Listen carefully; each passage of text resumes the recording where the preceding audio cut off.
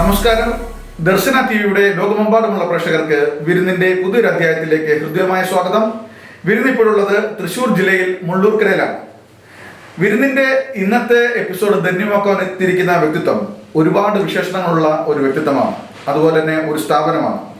പാരമ്പര്യത്തിന്റെ തനിമയും അതുപോലെ തന്നെ ആയുർവേദത്തിൽ ഡിപ്ലോമയും ബിരുദവും ബിരുദാനന്തര ബിരുദവും കരസ്ഥമാക്കി കേരളത്തിൽ തന്നെ അറിയപ്പെടുന്ന ആയുർവേദ ഒരു ഡോക്ടറാണ് വിരുന്നിന്റെ ഇന്നത്തെ അതിഥി. അദ്ദേഹത്തിന്റെ ഏകദേശം 32 പരം വർഷത്തെ ആയുർവേദ ജീവിതവും അതുപോലെ തന്നെ അദ്ദേഹം ഇപ്പോൾ സ്ഥിതി ചെയ്യുന്ന സുശ്രുത ആയുർവേദ ചികിത്സാലയത്തിന്റെ പ്രവർത്തനങ്ങളുമൊക്കെ നമ്മളോടൊപ്പം പങ്കുവെക്കുന്നുണ്ട്. വളരെ സ്നേഹത്തോടു കൂടി സ്വാഗതം ചെയ്യാം ശ്രീ VA പ്രഭാകരൻ സാറിനെ വിരുന്നിലേക്ക്. ഡോക്ടർ നമസ്കാരം. നമസ്കാരം.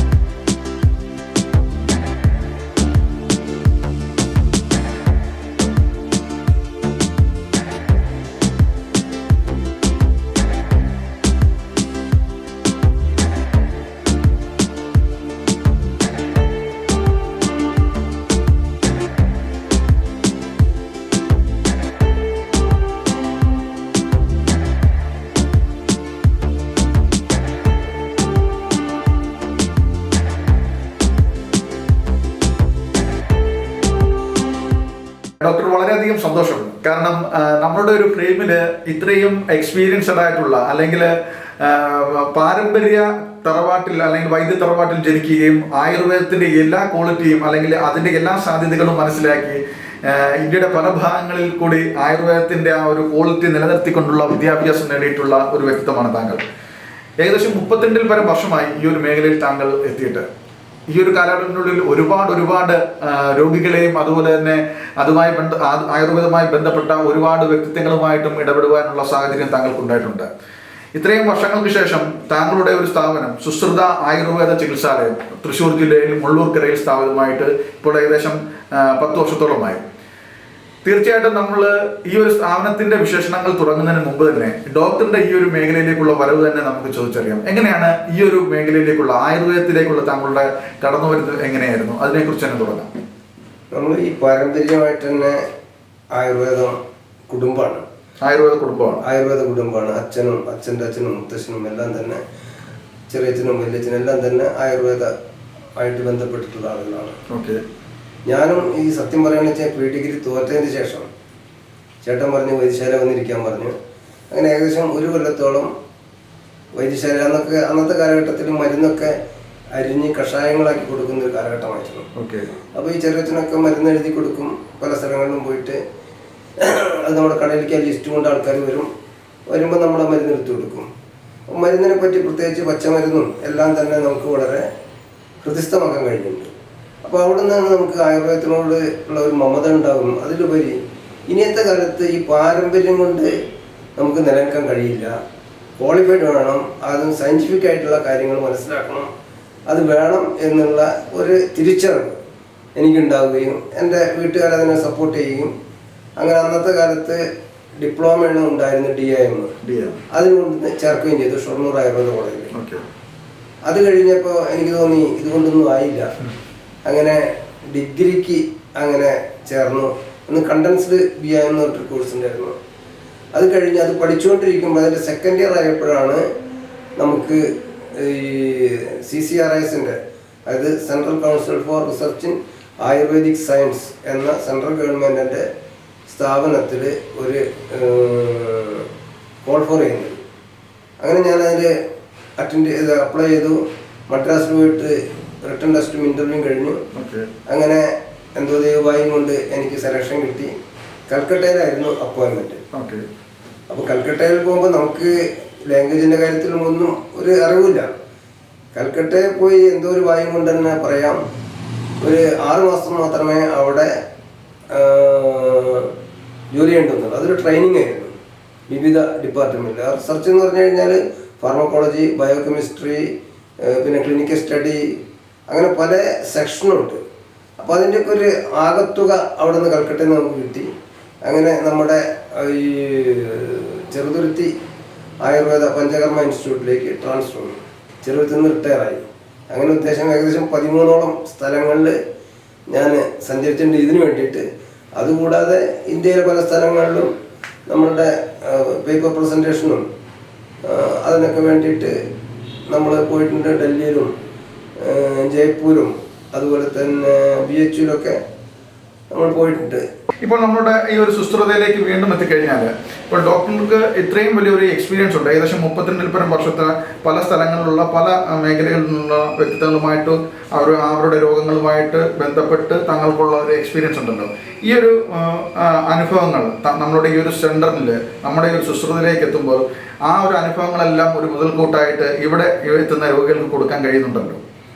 എന്താണ് അതിനെക്കുറിച്ച് താങ്കളുടെ അഭിപ്രായം എങ്ങനെയാണ്? തീർച്ചയായും. കാരണം എന്ന് പറഞ്ഞു കഴിഞ്ഞാൽ ഇപ്പോൾ ഒരു കാര്യം എന്ന് പറഞ്ഞു കഴിഞ്ഞാൽ ഇവിടെ തുടങ്ങിയ ഈ ഹോസ്പിറ്റൽ തുടങ്ങിയത് ചെറിയൊരു ഉദാഹരണം പറയുമ്പോഴാണ് നമുക്ക് അറിയുള്ളൂ. അതെ.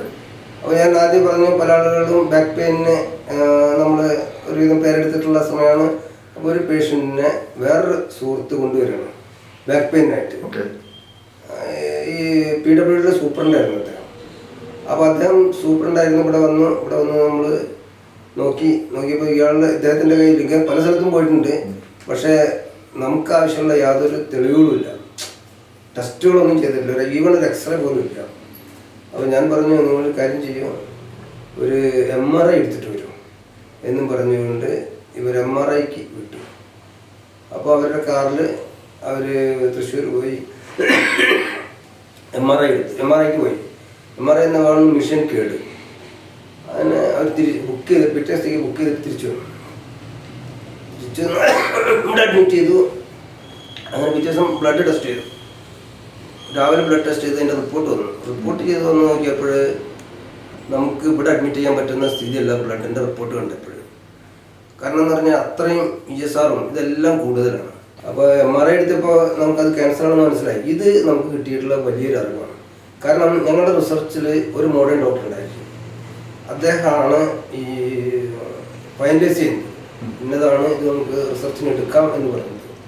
ഞങ്ങളുടെ അവിടെ ഉണ്ടായിരുന്ന ആൾ മിടുക്കൻ എന്നതിലുപരി ഈ ആയുർവേദത്തിനോട് വളരെ സ്നേഹമുള്ള ആളും ഞങ്ങളോട് അതിനേക്കാൾ കൂടുതൽ സ്നേഹമാണ്.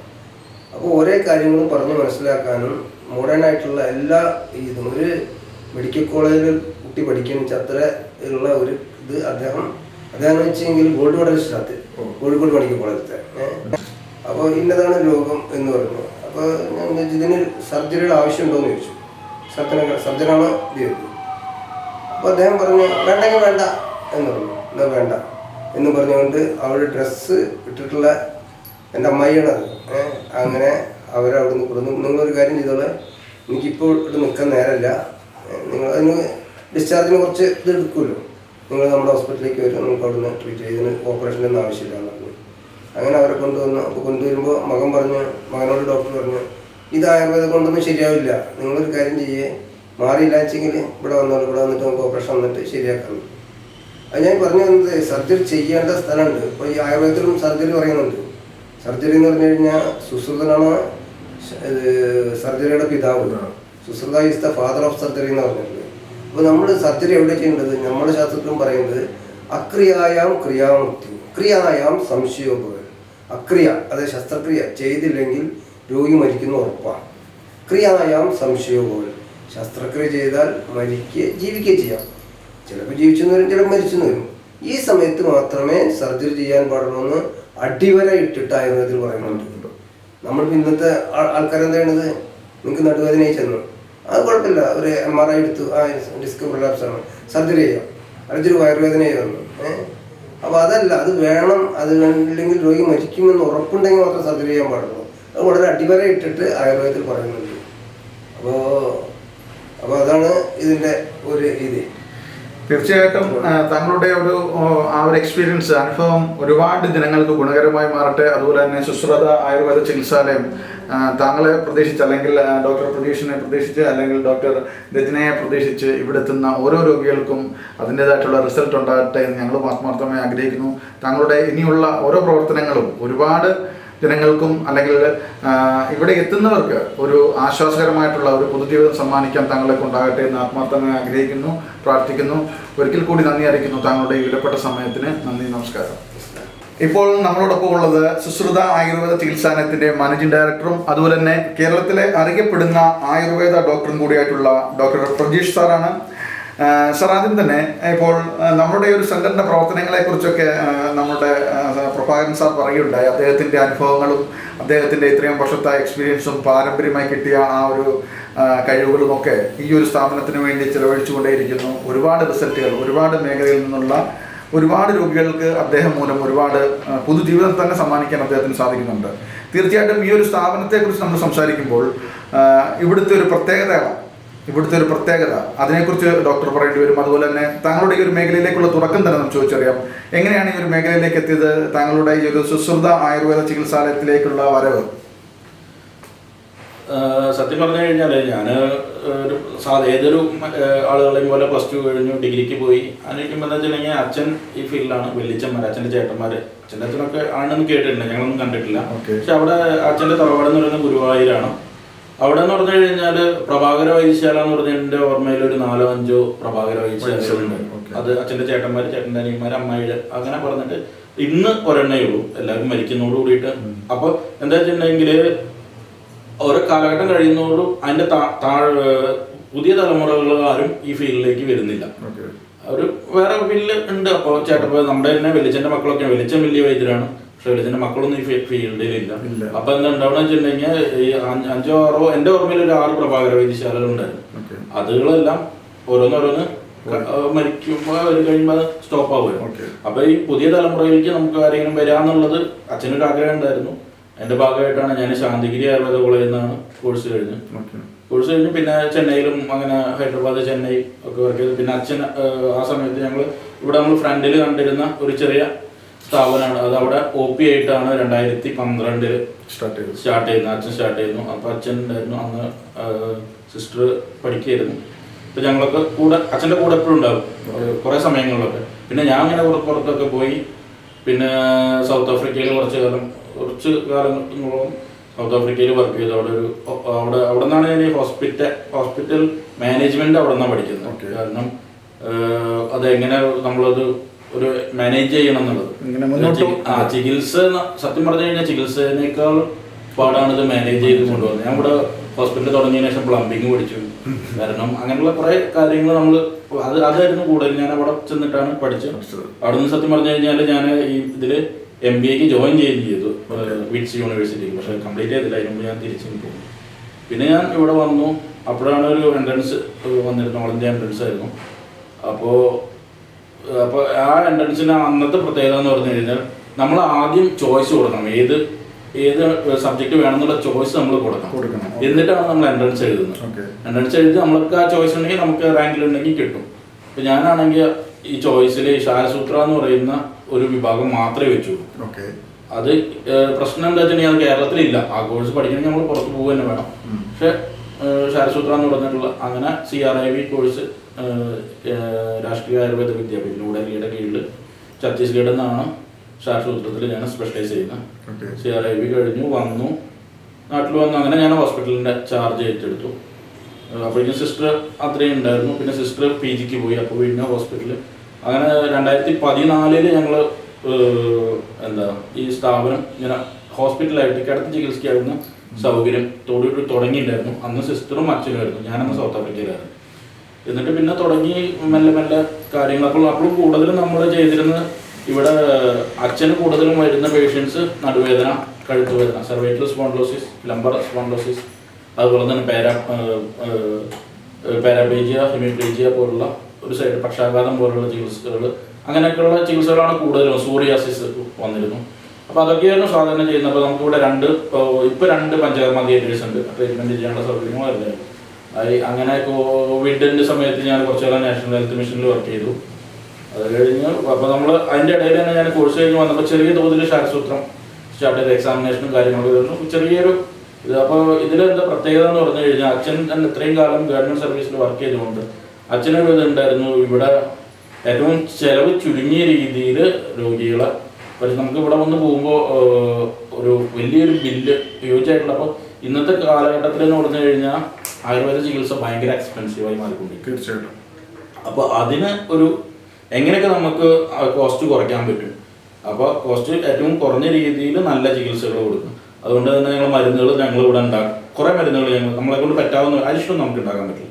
നമ്മളെ കൊണ്ട് പറ്റാവുന്ന കുറേ മരുന്നുകൾ നമ്മൾ തന്നെ വാങ്ങി ഉണക്കി പൊടിച്ച് കഷായം അല്ലെങ്കിൽ അങ്ങനെയാക്കി കൊടുക്കുന്നുണ്ട്. അപ്പോൾ എന്താ വെച്ചിട്ടുണ്ടെങ്കിൽ കോസ്റ്റും കുറയും, കുറേ കൂടി നല്ല മരുന്നുകൾ രോഗികൾക്ക് എത്തിക്കാനും കൊടുക്കാൻ കഴിയുന്നത്. ഇപ്പം താങ്കളുടെ ഒരു വിദ്യാഭ്യാസം തന്നെ അല്ലെങ്കിൽ കൂടുതലും താങ്കൾ എടുത്തിട്ടുള്ളത് ഈ പൈൽസ്, ഫിസ്റ്റുല, മുലക്കുരു പോലുള്ള പ്രശ്നങ്ങൾക്കാണല്ലോ.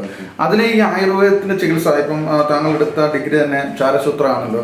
ഇതിന് എത്രമാത്രം നമ്മുടെ ഈ ഒരു രോഗത്തിന് അതിനൊരു സാധ്യതയുണ്ട്, അതിന്റെ റിസൾട്ടിന് സാധ്യത? നമുക്ക് റിസൾട്ട് എന്ന് പറയുന്നത് കുറേയൊക്കെ ചര്യ കൊണ്ട് മാറും. നമ്മൾ രോഗികൾക്ക് നമ്മൾ പറഞ്ഞു കൊടുക്കുക പത്യം നമ്മൾ കൊളോക്കിയലി പറയുന്നു. ശരി, രോഗികൾ അത് കൃത്യമായിട്ട് പാലിച്ചു കഴിഞ്ഞാൽ ഒരുവിധം ഇത്തരം അസുഖങ്ങൾ നമുക്ക് അകറ്റി നിർത്തും. വെറുതും കുറച്ച് മരുന്നൊക്കെ കഴിച്ചാൽ ആ സിംറ്റം ഒന്ന് കുറഞ്ഞാൽ പിന്നെ വരാതെ നമുക്ക് നോക്കാൻ പറ്റും. ലൈഫ് സ്റ്റൈൽ ആയിട്ടുള്ള പൈൽസ് പോലുള്ള ചികിത്സ. പിന്നെ ഇന്നത്തെ ഒരു കാര്യം എന്ന് പറഞ്ഞു കഴിഞ്ഞാൽ ആളുകൾ ഇത് പറയാൻ ഏറ്റവും ബുദ്ധിമുട്ടാകുമ്പോഴാണ് നമ്മുടെ അടുത്തേക്ക് വരുന്നത്. അപ്പോൾ നമുക്ക് ചിലപ്പോൾ ഈ ചാരസൂത്ര പോലുള്ള കർമ്മങ്ങൾ ചെയ്യേണ്ടതായിട്ട് വരും, സർജിക്കൽ പ്രൊസീജിയേഴ്സ് ചെയ്യേണ്ടതായിട്ട് വരും. പക്ഷേ നോർമലി നമുക്കതില്ലാണ്ട് തന്നെ നമുക്ക് വേണമെങ്കിൽ അത് കുറേയൊക്കെ നമുക്ക് മാറ്റി നിർത്താൻ പറ്റും. പിന്നെ ഫിസ്റ്റുലയൊക്കെ നമുക്ക് എന്തെങ്കിലും ചാരസൂത്ര ചെയ്യുന്നത് തന്നെയാണ് അതിൻ്റെ ഏറ്റവും നല്ല ഒരു ട്രീറ്റ്മെൻറ്റ് മാർഗം. ഫിഷർ എന്ന് പറയുന്നത് പൊതുവെ ഭയങ്കര പെയിനായിരിക്കും, സഹിക്കാൻ പറ്റാത്ത പെയിനായിരിക്കും, നല്ല പുകച്ചിലുണ്ടാവും, ബ്ലീഡിംഗ് ഒക്കെ പൊതുവെ കുറവായിരിക്കും, ഉണ്ടെങ്കിൽ തന്നെ വളരെ ലൈറ്റായിട്ട് ഉണ്ടാവും. പക്ഷേ പൈൽസ് അങ്ങനെയല്ല. പൈൽസിൽ ബ്ലീഡിങ് ഒരു സിംറ്റമാണ്. പെയിൻ എന്ന് പറയുന്നത് ഒരു കട്ടിങ് പെയിൻ ഒന്നല്ല, ഒരു പെയിൻ ഉണ്ടാവും, ഒരു പുകച്ചിലും പെയിനും ഒക്കെയാണ് ഉണ്ടാവുക. ഫിസ്റ്റുല ആണെങ്കിൽ ഇതൊന്നും ഉണ്ടാവില്ല. ഫിസ്റ്റുല ആണെങ്കിൽ ചെറിയൊരു കുരുവായിരിക്കും, നമ്മുടെ മുഖക്കുരു, ചോരക്കുരു പോലത്തെ ഒരു കുരുവായിരിക്കും. ഇതിനെല്ലാം അത് ചിലപ്പോൾ വേദന ഉണ്ടാവും. അത് പൊട്ടിപ്പോയി കഴിഞ്ഞാൽ പിന്നെ വേദന ചിലപ്പോൾ 5-6 മാസത്തേക്ക് ഉണ്ടാവില്ല. അപ്പോൾ അതുകൊണ്ട് ഇതെല്ലാം ആ ഏരിയയിൽ വരുന്നതുകൊണ്ട് ഇതിനെല്ലാം എല്ലാവരും മുലക്കുരു എന്നുള്ള ഇതിലാണ് പൈൽസിലാണ് കാണുന്നത്. നമ്മുടെ ഹോസ്പിറ്റലിൽ സ്ഥിതി ചെയ്യുന്നത് ഒരു വാലിയിലാണ്, അകമല വാലി എന്ന് പറയുന്ന ഒരു 2 മലകൾക്കിടയിലാണ്. അപ്പോൾ പൊതുവെ ഇവിടെ നല്ല ക്ലൈമറ്റാണ്. ഇപ്പോൾ ഒരു 2 കിലോമീറ്റർ അപ്പുറത്താണ് ഞാൻ താമസിക്കുന്നത്. അവിടത്തേനേക്കാൾ 2 ഡിഗ്രി ചൂട് കുറവാണ് ഇവിടെ.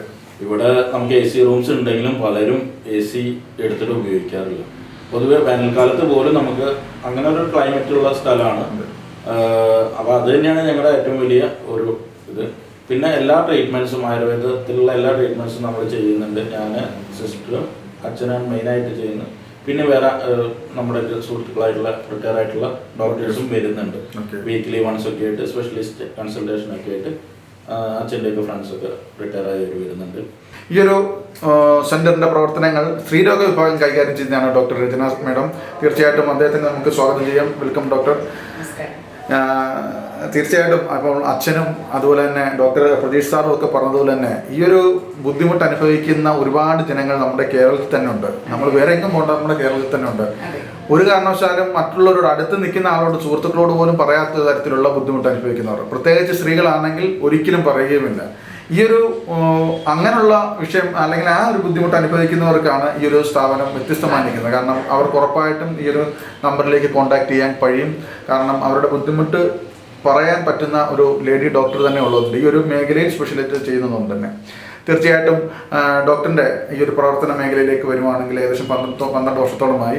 പറയൂ ഡോക്ടർ, എങ്ങനെയാണ് ഈ ഒരു മേഖല തിരഞ്ഞെടുത്തത്? തീർച്ചയായിട്ടും കുടുംബത്തിൻ്റെ പാരമ്പര്യം കാത്തു സൂക്ഷിച്ചു വന്നതാണ്. എങ്കിലും ഈ ഒരു മേഖലയിലേക്ക് സ്ത്രീ രോഗികൾ ഈ ബുദ്ധിമുട്ട് അനുഭവിക്കുമ്പോൾ അവർക്ക് അത് എങ്ങനെ വരുന്നു, അല്ലെങ്കിൽ അവരുടെ ഈ പൈൽസ് പോലുള്ള പ്രശ്നങ്ങൾക്ക് എങ്ങനെയാണ് അവരിലേക്ക് എത്തുന്നത്, അല്ലെങ്കിൽ ഏത് പ്രായം വരെയാണ് ഇതിൻ്റെ ഒരു ബുദ്ധിമുട്ട്, ഏത് പ്രായത്തിലാണ് തുടങ്ങുന്നത്, ഒന്ന് പറയൂ. അതെ, ഇന്നത്തെ കാലത്ത് ആഹാര രീതി തന്നെയാണ് ഇതിനുള്ള ഒരു മെയിൻ കാരണമായി വരുന്നത്. എല്ലാവരും ജങ്ക് ഫുഡ്സിന്റെയും നോൺ വെജിറ്റേറിയൻ ഫുഡ്സിന്റെയും ബാക്കിൽ പോകുന്ന ആൾക്കാരാണ്. കുട്ടികളായാലും ചെറുപ്പം തൊട്ടേ നമ്മൾ അവർ ആദ്യം കൊടുത്ത് ശീലിപ്പിക്കുന്ന ബിസ്ക്കറ്റ് എന്ന് പറഞ്ഞൊരു സാധനം, മൈദയാണ് ആ സാധനം. അത് ഈ അസുഖം കൂട്ടാൻ ഉപയോഗിക്കുന്ന ഒരു കണ്ടന്റ് ആണ്. അപ്പൊ ബിസ്ക്കറ്റിൽ പറഞ്ഞാൽ മൈദ കണ്ടന്റ് വരുന്നതൊക്കെ നമ്മുടെ ശരീരത്തിന് ഹാനികരമാണ്. ഇതൊക്കെ ഈ അസുഖം ഉണ്ടാവാനുള്ളതാണ്. അപ്പോൾ ഇന്നൊരു ഏജിലുള്ള ആൾക്കാർക്ക് ഈ അസുഖം വരുമെന്ന് നമുക്ക് പ്രത്യേകമായി പറയാൻ പറ്റില്ല. ചെറിയ കുട്ടികൾ 3 വയസ്സ് പ്രായം മുതലുള്ള കുട്ടികൾക്കടക്കം ഇതിന്റെ ആരംഭ ലക്ഷണങ്ങൾ കണ്ടു തുടങ്ങും. 3 വയസ്സ് മലബന്ധം ഉണ്ടാവും. അപ്പോ കുട്ടികൾ ഇന്നത്തെ കാലത്ത് എന്താ, കുട്ടികൾക്കൊക്കെ കാലത്ത് ഒരു 7-7:30 ആകുമ്പോഴേക്കും സ്കൂളിൽ പോകണം, ഡ്രസ്സപ്പ് ചെയ്ത് സ്കൂളിൽ വിടുക. ആർക്കും ഈ ടോയ്ലറ്റിൽ പോവുക, കാലത്ത് എഴുന്നേറ്റ് ഫ്രഷപ്പായി ടോയ്ലറ്റിൽ പോകുക എന്നുള്ളൊരു ശീലം ഇല്ലാത്തൊരവസ്ഥയിലേക്ക് വന്നിരിക്കുകയാണ്. പാരന്റ്സിന് സൗകര്യമാണ്, കുട്ടി ടോയ്ലറ്റിൽ പോകണില്ല, പോണ്ട, യൂണിഫോം ഇട്ടോ സ്കൂളിൽ പോകും, അതാണ് ഒരു ഇത് വരുന്നത്. അപ്പൊ അങ്ങനെ ടോയ്ലറ്റിൽ പോവാത്തൊരു ശീലം, ഈ ടോയ്ലറ്റിംഗ് എന്നുള്ള ഒരു ശീലം അവർക്ക് ഇല്ലാതെ ഒരു ഹാബിറ്റ് അങ്ങനെ ആയി വരുന്നില്ല. അപ്പൊ തൊട്ടേ ഇതിന്റെ ഒരു ആരംഭം വന്നു തുടങ്ങുകയാണ്. സ്ഥിരമായിട്ട് മലബന്ധം വന്നു കഴിഞ്ഞാൽ അതിനോടനുബന്ധിച്ച് വരുന്ന അസുഖങ്ങളാണ് പൈൽസ്, ഫിസ്റ്റുല, ഫിഷർ. ഇതൊക്കെ അതിനൊരു കാരണമാണ്. അപ്പോൾ ഇന്നൊരു ഏജ് ഗ്രൂപ്പിലാണ് ഈ അസുഖം കണ്ടുവരുന്നതെന്ന് നമുക്ക് പറയാൻ പറ്റില്ല. പിന്നെ സ്ത്രീകളെ സംബന്ധിച്ചിടത്തോളം എന്താ വെച്ചിട്ടുണ്ടെങ്കിൽ വീട്ടിലെ എല്ലാ കാര്യങ്ങളും കഴിഞ്ഞിട്ടാണ് സ്വന്തം ആരോഗ്യം നോക്കാനുള്ള സമയം ഇവർക്കുള്ളൂ. അങ്ങനെ വരുമ്പോൾ ഇതൊരു പ്രൈവറ്റ് പാർട്ടിൽ വരുന്ന ഒരു അസുഖമായ കാരണം അവരിത് ആരോടും പറയാനും ആഗ്രഹിക്കില്ല. പ്രത്യേകിച്ചും ഈ മേഖല പൊതുവെ കൈകാര്യം ചെയ്യുന്നത് മെയിൽ ഡോക്ടേഴ്സ് ആണ്. അപ്പൊ അവർക്ക് ഇത് ചെന്ന് അവരോട് ഈ കാര്യങ്ങൾ തുറന്ന് പറയാനും ഒന്ന് എക്സാമിൻ ചെയ്യാനാണെങ്കിലും കൂടെ അവരത് വില്ലിങ് ആവില്ല. അപ്പൊ ഈ ഫീമെയിൽ ഡോക്ടേഴ്സ് ഈ മേഖലയിലുള്ള കാരണം എനിക്ക് ഇതിന് കുറെ ഫീമെയിൽ പേഷ്യൻസ് ഇതിനായിട്ട് വരുന്നുണ്ട്. അതൊന്ന് പരിശോധിക്കാനും അതൊന്നും അവർക്കൊരു മടിയില്ലാത്ത സംഭവമായി വരും. അവർക്ക് ഒരു സുഹൃത്തിനെ പോലെയോ ഒരു സിസ്റ്ററിനെ പോലെയോ എന്ത് വേണമെങ്കിലും ഇത് പറയാം. അപ്പൊ അങ്ങനെ ഇതിന് ഫീമെയിൽ ആയതുകൊണ്ട് ഫീമെയിൽ പേഷ്യൻസ് ഒരുപാട് ഇതിൽ ചെയ്യാൻ നോക്കാവുന്നതാണ് ഇതിനകത്ത്.